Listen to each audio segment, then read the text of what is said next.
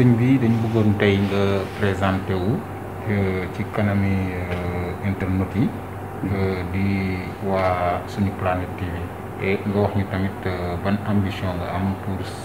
commune Fass Colobane Gueule Tapée. asalaamaaleykum maa ngi nuyu waa Planète TV yëpp leen nuyu di leen ziar leen ndokkale tamit ci at bu bees bi nga xam ni moom nañu dugg ñu ci ñaan yàlla defal leen ci sutura defal ñu ci xewal defal ñu ci barke di leen sargal di kontaan lool ci ñëw bi ngeen ñëw fekk suñu fii ngeen ñu weccante xalaat ci doxalinu commune Gueule Tapée Fass Colobane. Cheikh Omar Sy laa tudd maa ngi dëkk fii ci commune bi fii laa juddoo fii laa yoroo fii laa màggee bi ma jàngee ba yàlla dogal ñu am bac en 87 ci la ñu jógee fii dem Maroc jàngi bu ñu dellu see itam ñu tàmbali suñu carrière professionnelle di liggéey ci cabinet d'expertise comptable yi mujjantal gi ñu dem ci ay projet de développement yoo xam ni ay bailleurs de fonds ñoo koy financé ñu juróom-ñaari at ñu def ko ci wàllu éducation li ci des ñu def ko ci wàllu santé ak ba léegi 91 ak léegi loolu lañ ci jot a def comme carrière professionnelle bu dee ambition yi nga xam ne nag am nañ ko ci commune Gueule Tapée Fass Colobane 2016 dañ nekk président conseil de quartier bu Fass gis ni commune bi tëddee ak ni muy doxee ñu def ci ay jéego yu bare def ci ay xalaat indi ci ay diagnostic ñu xool ni que wax dëgg yàlla doxalin bi waroon a gën a bar te ba pare tamit waroon nañu gën a am ay jumtukaay yu gën a mucc ayib ñu ni gannaaw loolu la dañu xool li ngay dénkaane ñu la ko defal yow boo ko defalee sa bopp ci lay gën a yéwén ñu ni nag kon nañu xool nañu mën a demee ci élection municipale yi bokk ci jogante bi boobu 23 janvier 2022 jotee ñu mën a nekk maire de la commune de Gueule Tapée Fass Colobane doxalin bi nga xam ne dana méngoog suñu gis-gis ci wàllu développement commune. bon léegi dañu bëggoon xam yow yan programme nga fas yéene proposer habitants yi pour ñu mën la jox mairie. programme bi ñu war a proposer ñun dañ ko tënk ci juróom-ñaari poñ. bi ci njëkk mooy cadre de vie. bi ci topp di éducation. bi ci topp di wàllu santé wér-gu-yaram. bi ci topp di wàllu culture caada. bi ci topp di wàllu sport mooy tàggat yaramu xale yeeg mag ñi. bi ci topp di wàllu emploi des jeunes maanaam xëyu ndaw yi ak sécurité bi nga xam ni kaaraange gi nga xam ni moo war a nekk ci biir commune bi boo dee xool ci tomb bu njëkk bi muy cadre de vie dañu gis ne que ñu ngi ci commune boo xam ni tey am na ñaari canal yoo xam ne ñoom ñoo ko seq muy canal Gueule Tapée ak canal Fass waaye ñu am ay jafe-jafe yu tar ci wàllu ay assainissement ak yu demee noonu suñu voirie yi taxu ko demee noonu ndax tey am na lu mat 5 kilomètres 500 loo xam ne lépp suuf la nekk ci biir commune bi yooyu nekk ay gàllankoor yoo xam ne dëkkuwaay bi ci boppam dafay sooxe lu bare waaye su fekkee ni am na ñaari canaux yoo xam ne ñoo seq commune bi di dem directement à la mer ay problème mu inondation ak yooyu war ñu ko woon am waaye ñu gis ni que tey problème majeur bi commune bi am loolu ci la bokk kon nag ñu ni dañuy am ay taxawaay ci wàllu woowu seet naka la ñu saafara problème mu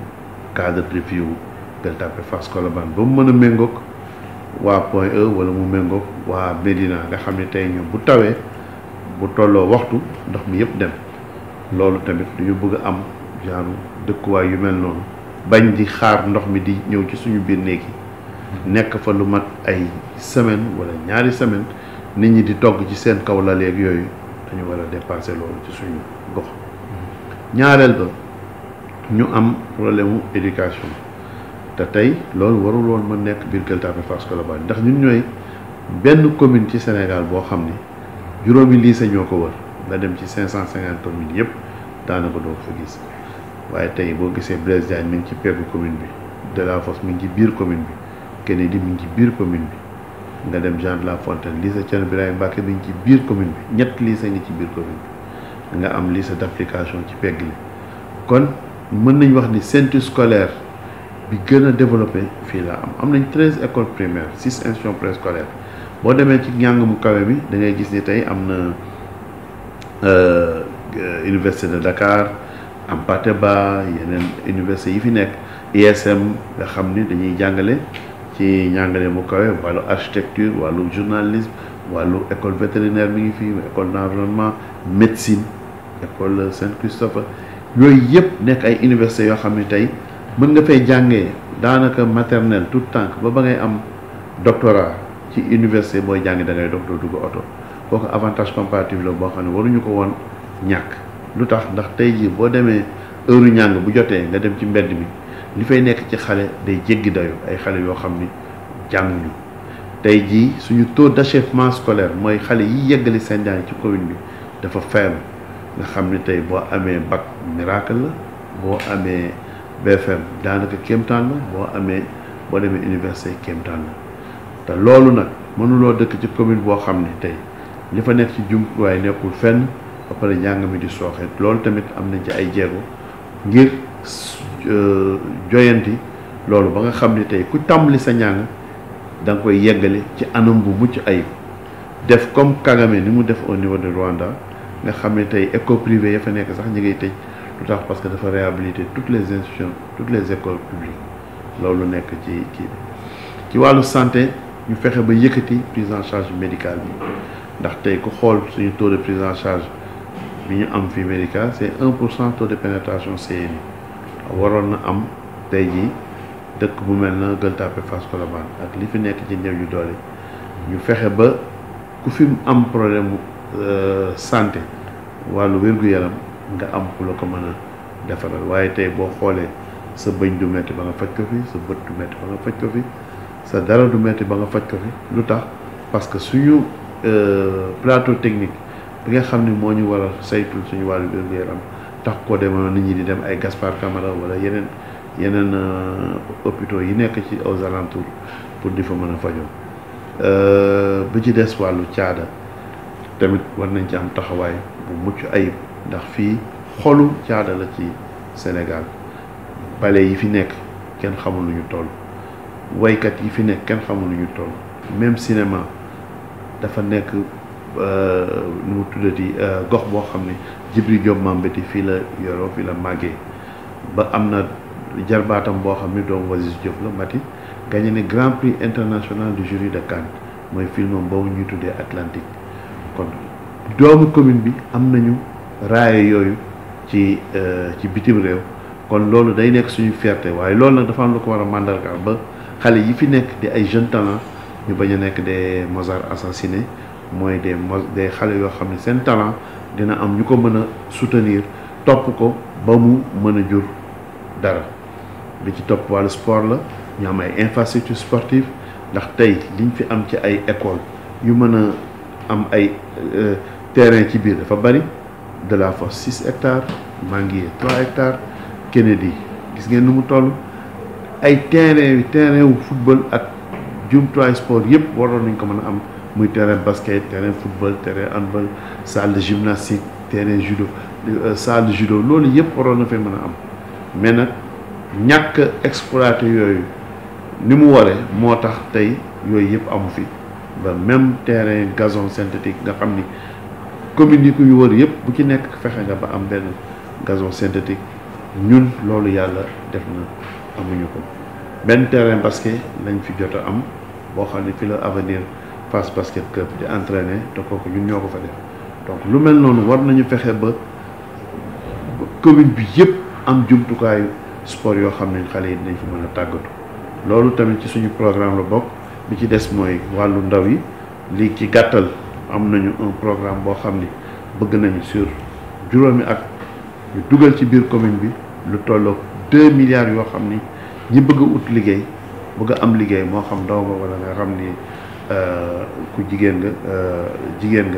nga mën a am liggéey boobu ñu mën la ko financer loolu la ñu yàlla defal ba nga xam ni tey jii am nañu ci am nañu ay kuréel yoo xam ne ñi ngi liggéey ci loolu bu baax a baax ngir ñu mën a am un programme bu mucc ayib wàllu sécurité également fexe ba def ko ci bi ci des mooy ñu def une ceinture verte autour de la commune ñu jox commune bi amam maanaam fexe ba diggante di ko dalee canal 4 ba Colobane nga weesu Colobane wër Colobane ñëw ba gendarmerie ñëw ba général de Gaulle déparé waat obélisque ba Soumbédioune nga daal di koy ceinturer ak ay garab ak ay lampe ak mobilier urbain nga xam ni lépp ay niroo lépp ay ànd nga xam ni banc public yi lampadaires yi ngay def ci kii beeg garab yi ngay def ak lépp loo xam ne dafa nekk ci ceinture verte bi diggante bi on a prévu un programme d'aménagement de 20 artères ci biir commune Gueule Tapée Fass Colobane avec le même type d'aménagement c'est pour 17 kilomètres de plan d'aménagement pour la commune en termes de mobilier urbain et de reboisement loolu ci suñu programme la bokk loolu tamit nekk loo xam ni lépp boo ko xaymaa toll na ci 20 milliards te loolu buñ ci taxawee fexe ba nguur geeg collectivités yi territoriales dimbali ñu ci bailleurs de fonds yi taxaw ci ndax ñoom it ku nekk da nga leen di wax lu leer ci seen bopp pour ñu génne seen alal def ci secteur privé bi taxaw ci diaspora bi taxaw ci yaakaar naa li ñu bëgg ci commune bi dinañ ko am diaspora bi nag moom laay mujjee ndaxte ñoom tey dootul rek koo xam ne day nekk biir fële ci bitim réew di yónnee ay 100 000 francs 100 euros wala 200 euros diaspora bi c'est 30 ans d'expérience yoo xam ni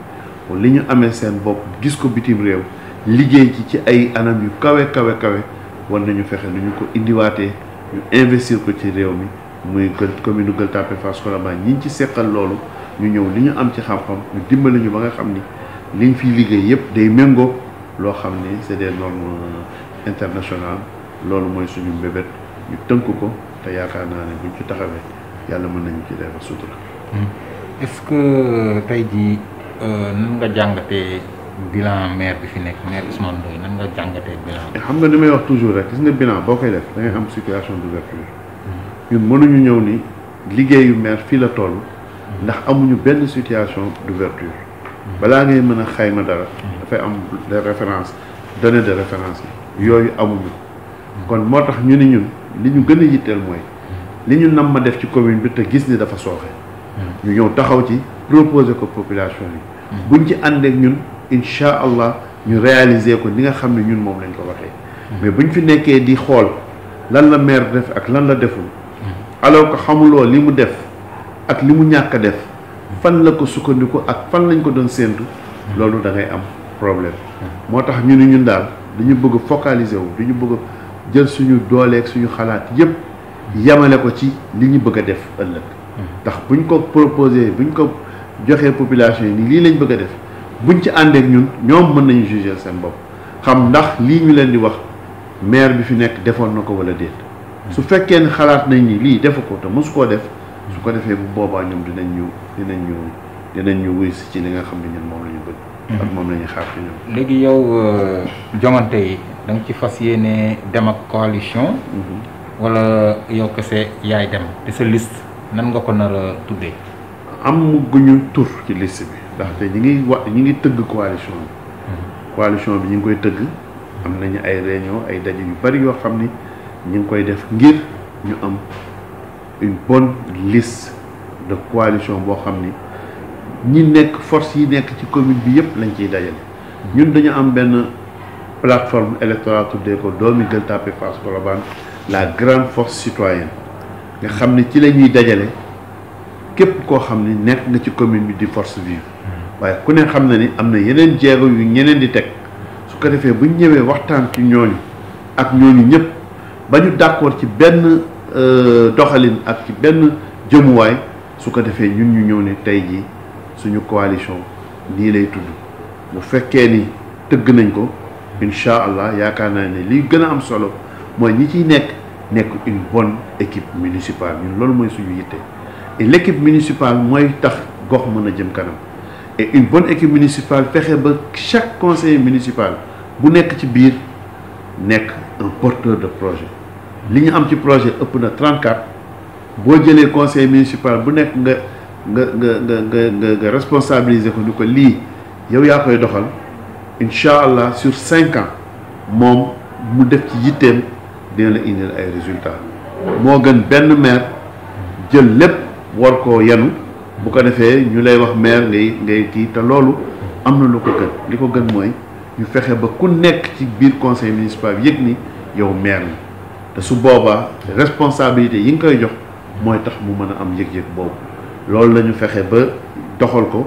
ci loolu la ñuy dox souvent saa ñuy waxee nit dinañ la wax loolu te incha allah bëgg nañu suñu liste bi ñu nar a présenter aux élections méngoog ak bëgg-bëgg boobu. léegi ci programme bi nga war a proposer population bi yan pàcc nga ci jagleel ndaw yi. waaw wax naa ko maa ngi koy wax toujours ni ko ndaw yi li ñu war a njëkk yitteel ci ñoom mooy ñu fexe ba ñu jàng bu mucc ayib mooy ndaw yi ñu jël leen ba ñu nekkee tout tànk ñu fexe ba def ci ñoom xam-xam ñu kenn bañati màggee commune Gueule Tapée Fass Colobane ñu naan kii yeggalewul jàngam fu ñu bëgg a yegg nag mën nañ fa yegg moo xam ni ñu bëgg a def université moo xam ni ñu bëgg a def formation professionnelle loolu mooy première priorité xale yi nga xam ne amuñu boobu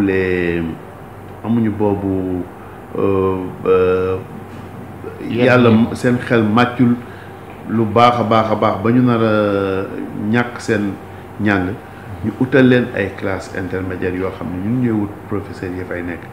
en CE2 CM1 CM2 su ko defee xale yooyu dañ ci tànn 100 yoo xam ne c'est des enfants en difficulté ñu dugal leen fa pour joyantiwaat seen xel ndax am na ay professeurs yoo xam ne loolu mooy seen spécialité bu ñu leen joyantiwaatee ba ñu am seen entrée en sixième am seen certificat ñu dugal leen ci biir école yi nga xam ne ñoo ñu wër muy lycée yi fi nekk wax naa ko sànq ba pare topp leen ba université te loolu dafay am benn bureau boo xam ne ci biir mairie bi loolu rek lay lijjanti mooy carrière xale yi nga xam ne ñoo nekk biir commune Gueule Tapée Fass Colobane loolu moo ci njëkk bu ci ñaareel bi mooy ñu fexe ba ku ci am sa lijaasa moo xam lijaasa ci wàllu université nga ko xam wala ci école de formation professionnelle yi ñu utal leen xëy bi nag mairie bi dina leen ci gunge on va créer une banque de compétences xam fii ñaata menuisier fi am ñaata avocat ñaata médecin même gestion wu carrière xale yi dañ ciy intervenir su ko defee boo gisee ni que tey fii ci Gueule Tapée Fass Colobane amul cardiologue wala amul médecin nga fexe ba gis ci xale yi nga xam ne ñi ngi def seconde ñi ngi def troisième seconde terminale première terminale nga orienté seen njàng ci wàllu médecin ci wàllu cardiologie yu demee noonu yooyu mooy gestion de carrière ñi nga xam ne ay xale lañ nekk ci biir commune bi ñu war leen ko defal beneen bi nga xam ne tamit war nañ cee mën a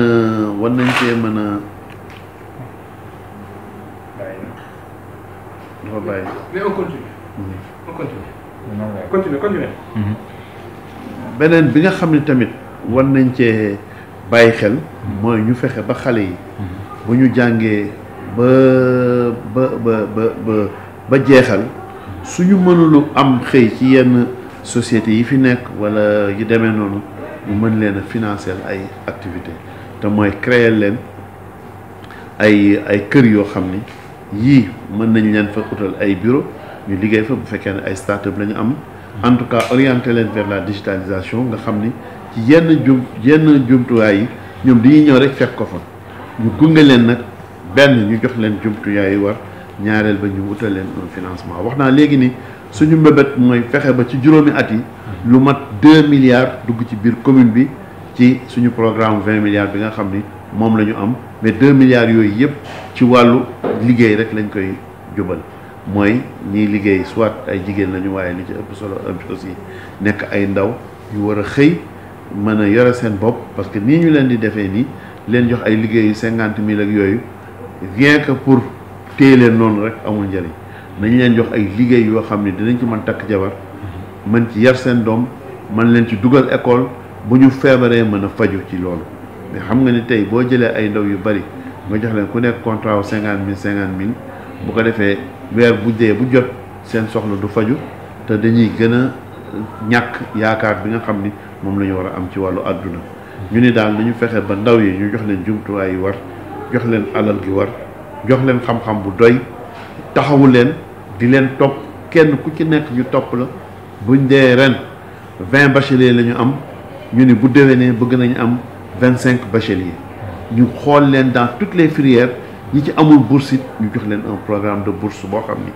kenn dootul génn ci commune bi naan da ngay dem ci beneen commune di wuti bourse ndax da ngay ñëw xale yi naan la dem naa ci bii commune dem wuti bourse foofu te loolu wax dëgg yàlla neexul ci xool nga dëkk fii ci commune bi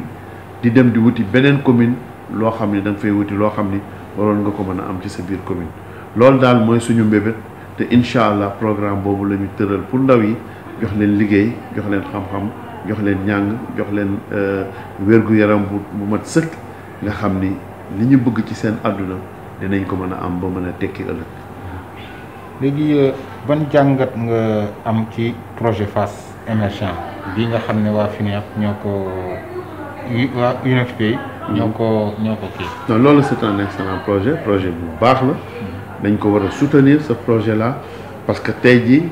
li ñuy wax le One UN moom moo ci nekk ndax tey FINEAP mooy porte d'entrée bi mais mën na dem ba law ci système des Nations Unies yëpp bu ko defee même le avec le human security meneen pàcc la boo xam ni ci projet bi lay bokk nga xam ni bu boobaa mën nañu fexe ba programme bu ñu mën a am mën nañ ko ciy doxal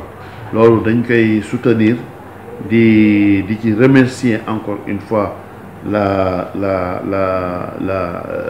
l'organisation le système des Nations Unies en particulier UNFPA ak ñi nga xam ni ñoo nekk ci organisme boobu di liggéey ci projet Fass émergent lu am solo la te kontaan nañ ci loolu. bon dañu gis ne ci yeneen communes yi dañ ci commencé am ay problème certificat résidence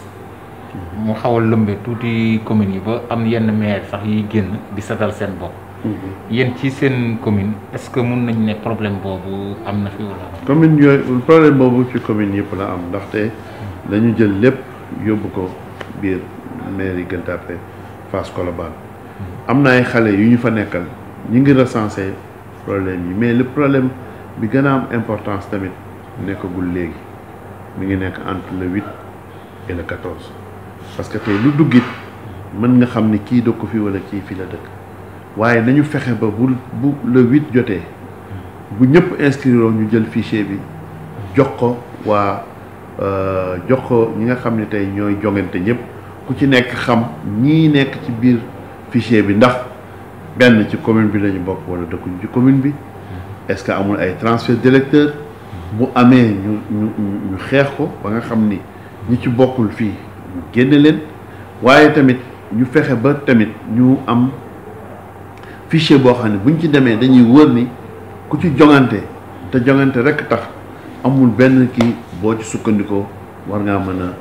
jël mairie Gueule Tapée Fass Colobane loolu la ñuy ñaan ñu koy ñaan nguur gi di koy ñaan ñëpp que fichier bi nañ ko rendre disponible à la date du 9 septembre 2021 loolu mooy suñu bébé ba ku ci nekk mën ci am accès xam li ngay saytu lan la. léegi dernière question est-ce que Cheikh Oumar Sy day yëngatu ci social. ndax social moom xam nga tamit dafa ci am loo xam ne man damay gis nit ñi di ko def mais pour man nit ki waruloo jël li nga xam ni mi ngi koy dafa ñëw ñaan la ko nga di ko fësal loo ko defal rek nga fësal ko man lu may defal nit it damay ñaan yàlla mu des sama diggante moom ak yàlla léeg-léeg nit ñi ñëw déedéet loo def dañ ko war a fësal ndax fii ñii dañu mën leen loolu man wax dëgg yàlla bëgg naa defal nit àdduna ak li ci biiram te ñaar ak ñett duñ ko yëg bu ko defee ñoom bu ñu génnee wax ko sax du ma am lu ma neex parce que damay bëgg nit ki gardewaat li nga xam ne mooy sag ak sutura li nga xam ne moom la ko yàlla moom moo tax lu ñu ciy def rek dañuy ñaan yàlla mu nekk ci li ñuy def waaye li ñuy def it du fës ba ñu koy teg bët naan kii def na lii kii def na lii man def naa lii am na ay actions yu bari yoo xam ne ñu ngi koy def bu ñu tabaxee terrain mën nañ ko wax ni parce que tabax nañu terrain on a fait une mobilisation parce que dafa am ñooy dem di laaj seen alal ni leen kaay leen ñu defaree ko terrain parce que pour waa commune Gueule Tapée Fass Colobane ñoonu bu paree fama bi ni'mat rabbika fa hadis nga waxal leen ko ni ñii kat ñoo ma defal lu baax loolu dara nekku ci waaye nga def boo du ma la dimbalee ñaar dërëm dem ci mbedd mi ni man dimbale naa diw ñaar dërëm loolu tamit baaxul daal ci doxalinu politique lu ñu ko mën a éviter rek nañ ko éviter dimbali nit ñi te yàlla tax li ci des nag yàllaay jagleel nit lu ko soob te ñu nit dañ koy dénkaat suñu bopp xam ni tey ñun ay nit yu neen lañu ay doomu aadama lañu te bu ñu demee tamit ci suñu tëraayu bàmmeel moom la ñuy janal war ko rendre compte te loolu dañ koy bàyyi xel fu ñu toll. boo xanaa rek kilifa yi fi wàññeeku bàyyeeku fi ñu may la occasion ci mbas mi nga ñu may la occasion nga jaale leen. li ñuy tëjee daal mooy mbas mi ngi fi bari na ay kilifa yoo xam ne wàññeeku nañ fi ñu ci bari nag ay kilifa diine barki démb lañ dem fële ca Yoff laay jaale suñu maam Ablaye Thiaw Laye sëñ Ibrahima Seck moom it bàyyi koo na fi ku yàggul di xalifa Canaba tey lañu yeew gis ni sëñ Mansour Sall di taaw sëñ Abbas moom it yàlla moom na ko loolu bu amee dañuy ñaan yàlla rek yàlla xare leen àjjana yàlla wane la leen nag rasulillah wàcce barke bi ci njaboot yi ñu bàyyi gannaaw waaye surtout di wax nit ñi nii nañu moytandiku ndaxte tamit feebar boo xam ne nit teg ko bët te li muy def mi ngi koy def bis bu nekk ñu ne la diw lii moo ko yóbbu waruloo toog rek di dëgëralte bopp ak moom dañuy bëgg wax dëgg yàlla matuwaay yu mu lu mënta ñàkk booy jël booy ci dem nga def sa matuwaay ja nga xam ni yow lay gàllankoor it xëy na mën na bañ a agsi ci yow waaye yow it doo gàllankoor kenn di ñaan yàlla barki Demba Ndiaye suñu wayjur sëñ Muntaxa def na fi ay ñaan yu am solo di journée xasaayit boobu mu wax ko ñaan ko ña xam ni ay xasida yu sëñ Touba bind toroxlu ci kanamu boromam ngir bu lii lu mel nii amee yàlla dimbali ko ci loolu nga wax ko ci réew mi yépp ku ci nekk way ko ñaan ko yàlla yaakaar naa ne yàlla du neenal lu mel noonu dañ koy ñaanal yàlla moom tamit yal na ko yàlla may gudd fan ak wér ñaanal ko yàlla suñu wéyjur sëñ Babacar Sy Mansour yàlla may ko gudd fan ak wér yàlla yàggal seeni taxawaay ak kilifa diine yi nekk ci Sénégal yépp ndax tey tamit nag boo demee ba xamoo foo jëm nga dellu fa nga jóge woon tey nit ñi dellu si nañu ndax defe naa feebar bi loolu tamit bokk na ci li tax mu gën a am ndax tey ku nekk boo fàtte woon yàlla it yaa ngi koy bàyyi xel ndax xam ni moom rekk la ñun duñu dara ay doomu aadama lañu ak mii ñu dëkkmal ñaan giñ ciy ñaan rek lañuy ñaanal waa Sénégal yëpp a'tina xayraha wa xayra ma fiha wasrif anna charraha wa charra ma fiha wa charra fitaniha wa muxdasatiha wa charri nafsi wal hawa wa sheytaani rajim lépp lu nekk ci weer bi ci guddi gi ak ci at mi làmb yiw yàlla ñu ko yàlla defal jëna mu gën a rafete lépp loo xam ne nag dafa nekk fitna ak